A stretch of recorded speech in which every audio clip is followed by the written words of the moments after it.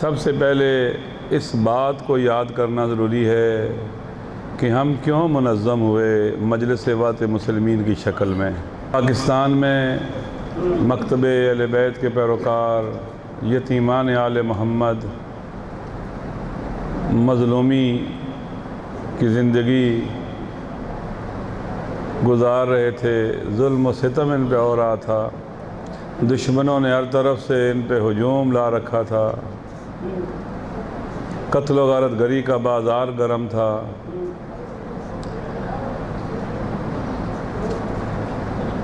منظم دشمن اندرونی اور بیرونی دونوں حوالوں سے ہم پہ حملہ ور تھا۔ ہماری آواز نہیں تھی، کوئی ہماری شنوائی نہیں تھی، ہم بہت کمزور کر دیے گئے تھے، ہمیں بسوں سے اتار کر شناختی کارڈ دیکھ کے مارا جا رہا تھا، مسجدوں کے اندر گھس کر گردنوں پر پاؤں رکھ کے منہ میں گولیاں ماری جا رہی تھیں، پڑا چنار محاصرے میں تھا، ڈی اے خان کے حالات بہت خراب تھے، پورا ملک مشکلات کا شکار تھا۔ ان حالات کے اندر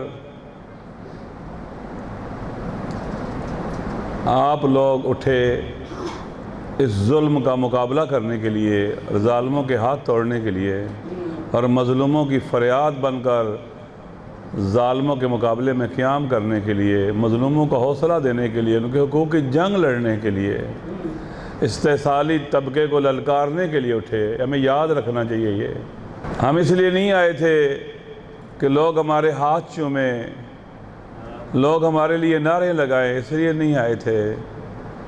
ہم اس لیے آئے تھے، اکٹھے ہوئے تھے کہ اس عصر کی یزیدی اور فرعونی قوتوں کا مقابلہ کرنا ہے۔ یہ چیز یاد رہنی چاہیے۔ ہم اٹھے تھے اپنا خون دینے کے لیے، ہم اٹھے تھے شہید ہونے کے لیے، ہم اٹھے تھے مظلوموں کے حقوق کی جنگ لڑتے ہوئے اپنے آپ کو فدا کرنے کے لیے، ہم قربانی کے لیے نکلے تھے۔ یہ یاد رہنا چاہیے۔ ہم اس لیے اٹھے تھے کہ ہم نے اپنے شہیدوں کے خون کو رائیگاں نہیں جانے دینا۔ یہ یاد رہنا چاہیے ہمیں کہ ہم وہ 1400 سال کا درد نسل در نسل جو منتقل ہوتا ہوا ہم تک آیا ہے، ہم دوبارہ کربلا والی صورت پیدا نہ ہونے دیں۔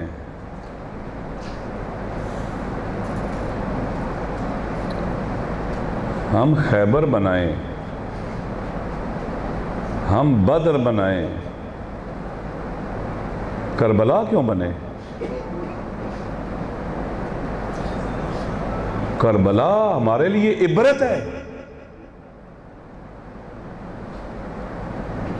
کربلا یعنی آپ سارے مار دیے جاؤ اور آپ کی ناموس بازاروں میں آ جائے، یہ ہے کربلا۔ اور حسینیوں کے سینوں پر شمروں کے قدم آ جائیں، پاؤں آ جائیں، یہ ہے کربلا نا۔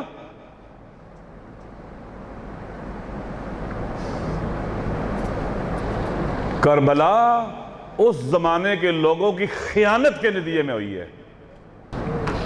کربلا اس معاشرے اور سوسائٹی کی خیانت تھی آل محمد اہل بیت کے ساتھ، جس کے دو پہلو ہیں بقول شہید متحری کے، ایک خوبصورت پہلو اور ایک بدصورت پہلو۔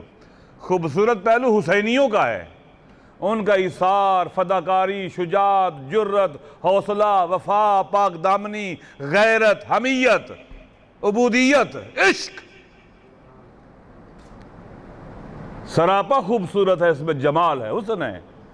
اور دوسری طرف دیکھا جائے کوفیوں، یزیدیوں، تاریخ بشریت کا سیاہ ترین چیپٹر ہے، یہ بدنما ترین چیپٹر ہے، یہ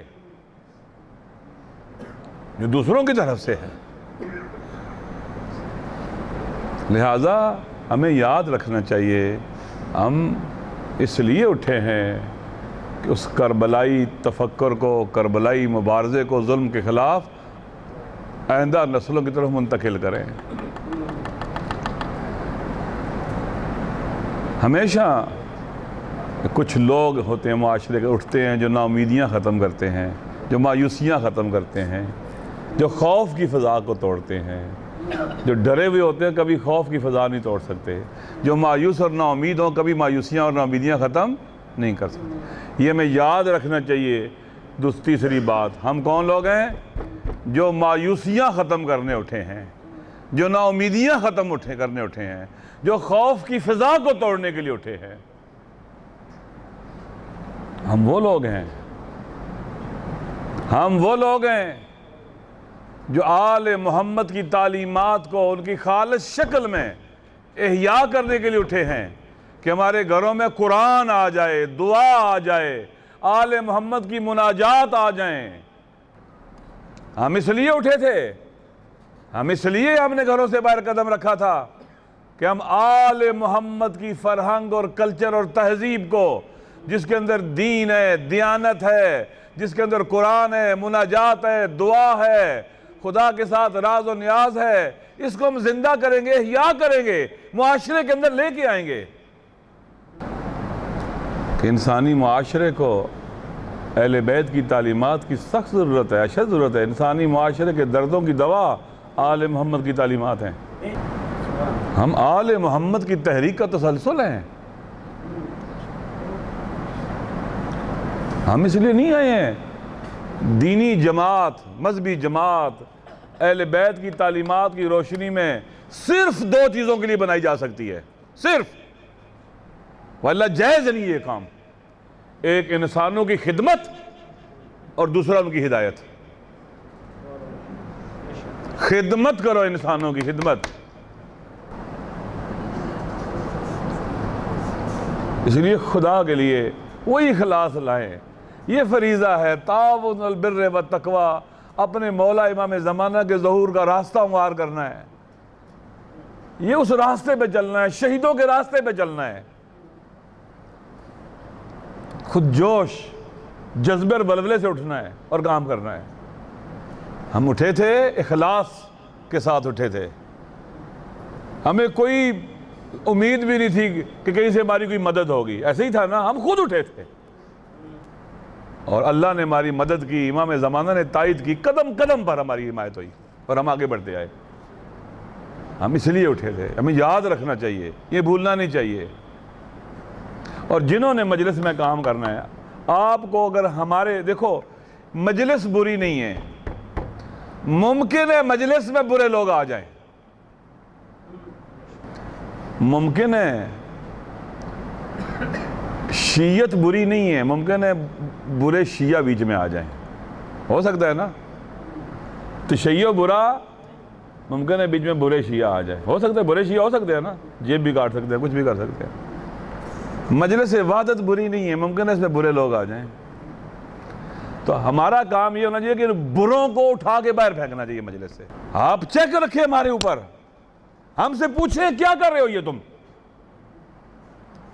اس تقدس کے قائل نہ ہو جو کہ آنکھیں بند کر لو۔ ایک بندہ اترتا ہے، لبیک یا حسین فلان، بابا دیکھو یہ بندہ صحیح کام کرتا ہے نہیں کرتا ہے، آپ کو چیک رکھنا چاہیے۔ ایسی فضا بنا دیں کہ مجلس کے اندر ذمہ داری کے حوالے سے کوئی برا بندہ سوچے بھی نہ گیا نہ گیا۔ ان مظلوموں کی اور ان شہیدوں کے معصوم اور یتیم بچوں کی آہوں کے نتیجے میں بنی ہے۔ ان بیواؤں، ان بہنوں، ان ماؤں اور بیٹیوں کی آہوں کے نتیجے بنی ہے جن کے بچوں کے جنازے اٹھتے تھے اور کوئی ان کا حق میں بولنے والا نہیں تھا۔ غریبوں کی طرح ان کے جنازے دفن ہو جاتے تھے، وہ اپنے بچوں کی لاشوں کی ٹکڑے اٹھا کے دفن کرتے تھے، جمع کرتے تھے، کوئی بولنے والا نہیں ہوتا تھا ان کے لیے۔ یہ پاک ترین پلیٹ فارم ہے ان کے لیے، ان کی وجہ سے ہے، یہ ہماری وجہ سے نہیں ہے۔ یہ میری گزارش ہے، ایک تو تنظیمی نظم و انضباط کا خیال رکھنا چاہیے ہمیں، یہ بہت عام ہے۔ تنظیمی جو اصول اور ضوابط ہوتے ہیں ان کی پابندی کرنی ہے ہم نے، ہر چیز سسٹم کے ذریعے آگے لانی چاہیے، ہر جو مرض پیدا نہیں کرنی چاہیے۔ مجھے امید ہے انشاءاللہ اگر ہم بیدار رہے، باخبر رہے، ہوشیار رہے، بابصیرت رہے، دشمن شناس رہے، تنظیم کے اصولوں کے پابند رہے، انشاءاللہ یہ کاروان طاقت سے آگے بڑھتا رہے گا۔ اور انشاءاللہ پاکستان اہل وطن کو شیعہ سنی تمام مظلوموں کو انشاءاللہ ان کے لیے ایک پناہ گاہ بنے گا اور ان کی طاقت بنے گا اور اس وطن کو ان بحرانوں سے نکالے گا انشاءاللہ۔